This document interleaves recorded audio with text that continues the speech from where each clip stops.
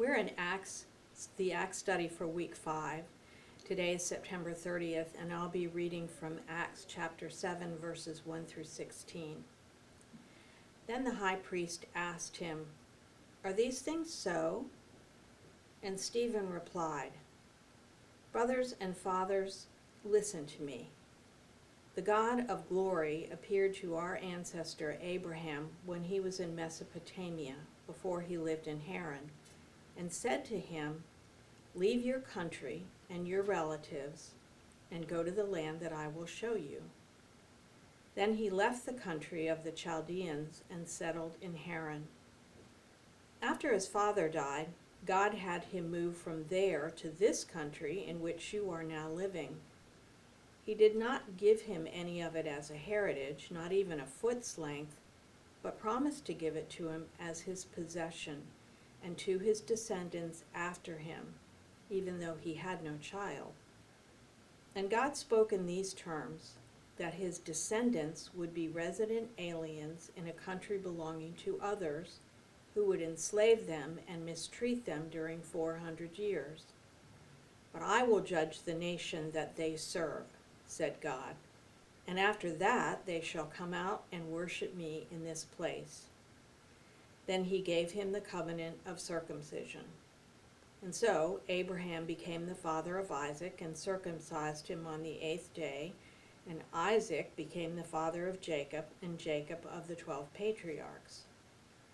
The patriarchs, jealous of Joseph, sold him into Egypt, but God was with him and rescued him from all his afflictions, and enabled him to win favor and to show wisdom when he stood before Pharaoh, king of Egypt, who appointed him to rule over Egypt and over all his household. Now there came a famine throughout Egypt and Canaan, and great suffering, and our ancestors could find no food. But when Jacob heard that there was grain in Egypt, he sent our ancestors there on their first visit.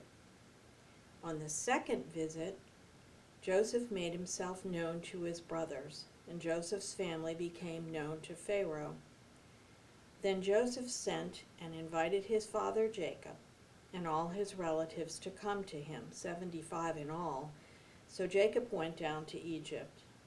He himself died there, as well as our ancestors, and their bodies were brought back to Shechem and laid in the tomb that Abraham had bought for a sum of silver from the sons of Hamor in Shechem. What connections do you see to the overarching theme of taking the gospel message to the ends of the earth?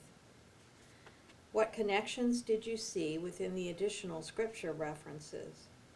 How did this enhance your understanding of today's passage? What similarities did you hear between the first century church and the American church today? Why do you think that Stephen chose to retell portions of the history of the Jewish people to his answer to the charges against him by the Jewish elders, scribes, and high priests?